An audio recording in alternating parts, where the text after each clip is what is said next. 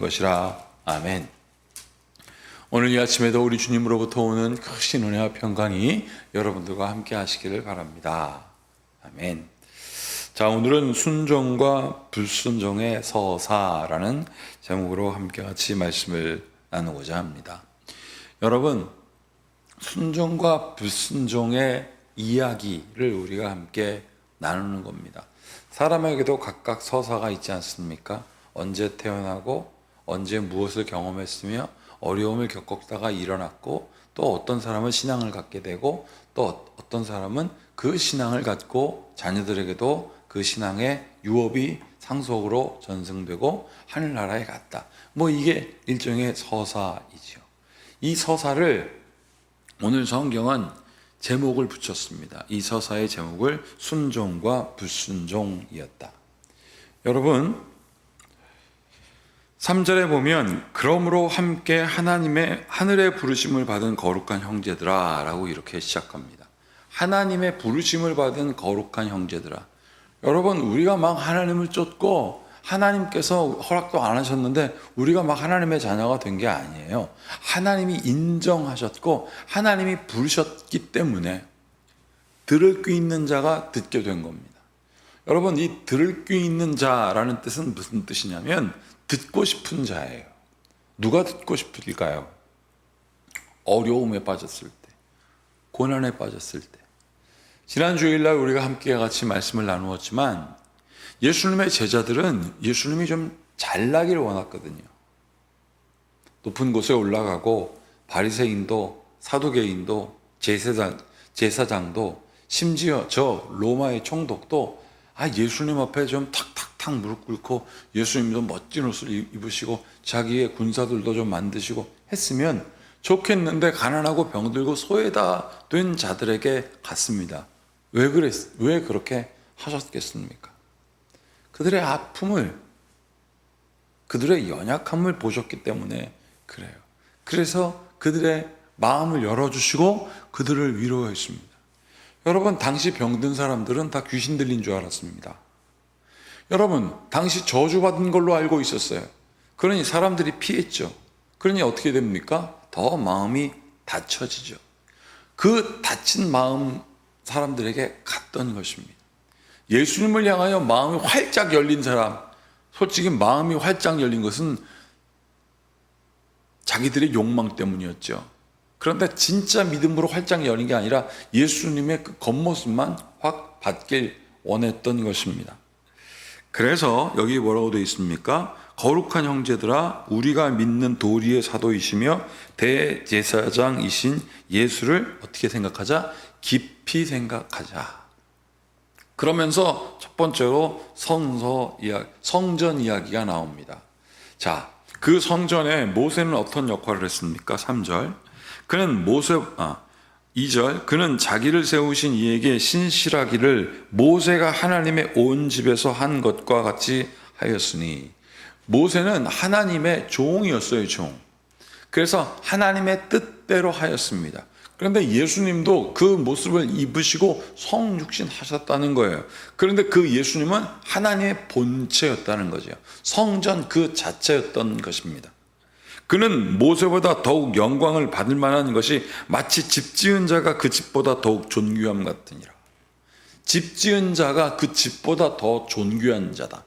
예수님은 그 집의 주인일 뿐만 아니라 그 집을 세우셨던 분이에요. 그리고 모세는 종에 불과했습니다. 그래서 그거를 4절에 압축적으로 뭐라고 설명하고 있냐면 집마다 지은 이가 있으니 만물을 지으신 이는 하나님이시라. 여러분, 여기서 우리가 중요하게 보아야 될 게 있습니다. 모세와 예수님의 관계예요. 종인 모세가 예수님이 성자 예수님이신 하나님의 말씀을 듣고 따랐다는 거죠. 그런데 이 관계가 어떤 관계입니까? 굉장히 긴밀한 관계였습니다.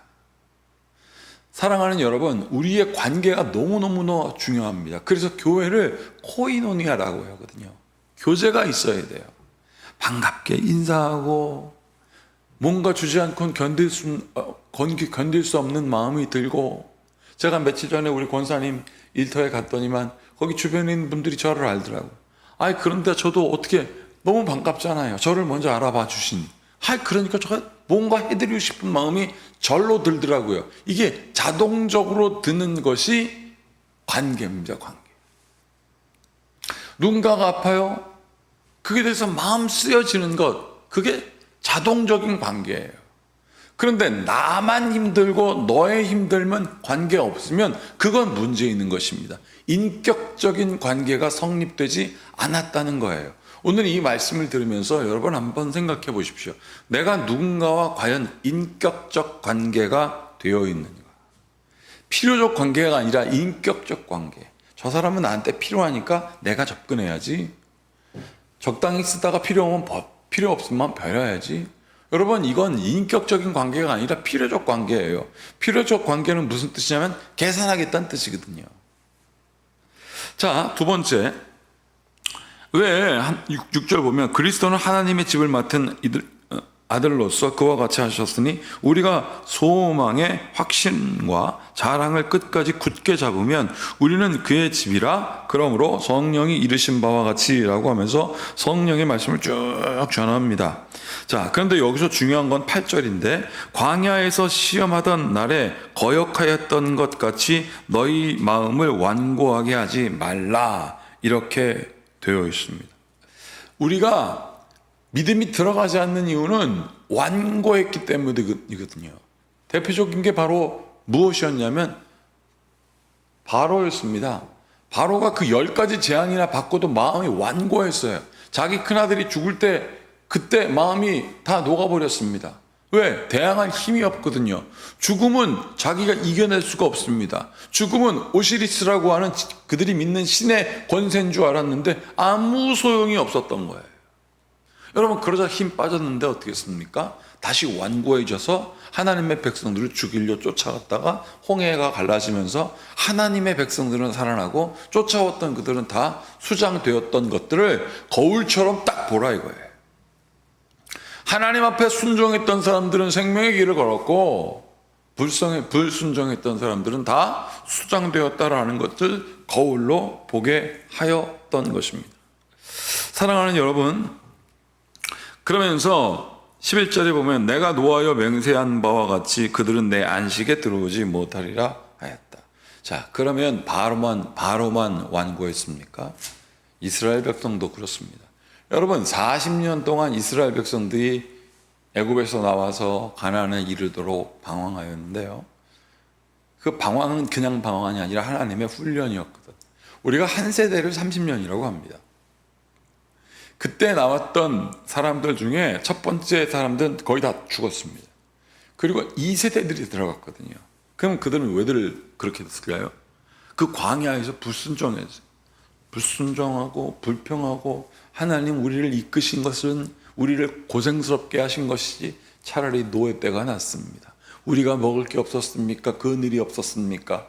하나님 도대체 왜 그랬습니까? 그 숱한 불순종의 이야기들을 거울처럼 탁 보여주시면서 완고하지 말아라고 하면서 우리에게 그 거울이 보여주는 것은 무엇일까요? 그 율법이라고 하는 거울이 보여주는 것은 무엇일까요? 여러분, 율법은 안내예요. 어디로 안내한다? 복음으로 안내하는 거예요. 우리의 자신의 묻은 죄를 보게 하고 그 다음에 복음으로 안내하는 게 율법의 역할입니다. 그 복음이신 예수 그리스도가 보여야 순종하죠. 목표가 있어야 뛰지 않겠습니까? 근데 그 뛸 때 여러분 육상 경기를 보십시오. 라인이 쫙 다 있습니다. 전력으로 뛸 때 100m 뛸 때 보세요. 여러분 쫙 라인 따라 뛰잖아요. 목표를 두고 뛰어야 돼요. 경주하는 사람처럼. 근데 목표가 없어요. 그렇게 계속 율법대로 살아가요. 그거는 신앙이 아닙니다. 자기지. 자기를 믿는 거예요. 여러분, 그래서 15절 보면 성경에 일렀을 때 오늘 너희가 그의 음성을 듣거든 경노하시게 하던 것 같이 너희 마음을 완고하게 하지 말고, 그렇게 불순종하지 말고, 듣고 경노하시게 하던 자가 누구냐? 모세를 따라 애굽에서 나온 모든 사람들 아니냐? 그 사람들 다 죽었거든요.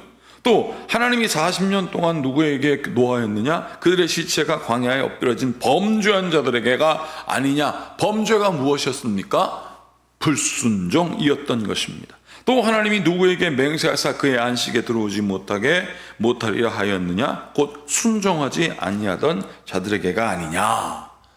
마지막으로 이러보건대 그들이 믿지 아니함으로 능히 들어가지 못한 것이냐.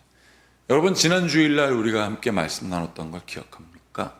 여러분, 하나님이 마음을 그렇게 열어주셨는데 좋은 건 받고 나쁜 건 따가, 자기들이 보기에 나쁜 건 안 받고 좋은 건 받고 이걸 옷을 풀고 팍 안겨야죠.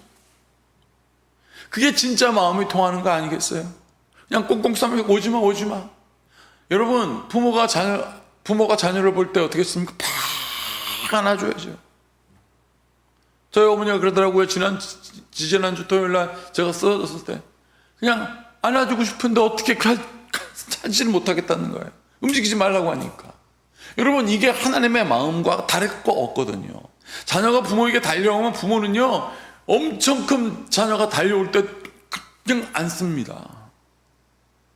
사랑하는 여러분, 우리는요 앞으로 어떻게 살아가야 할까?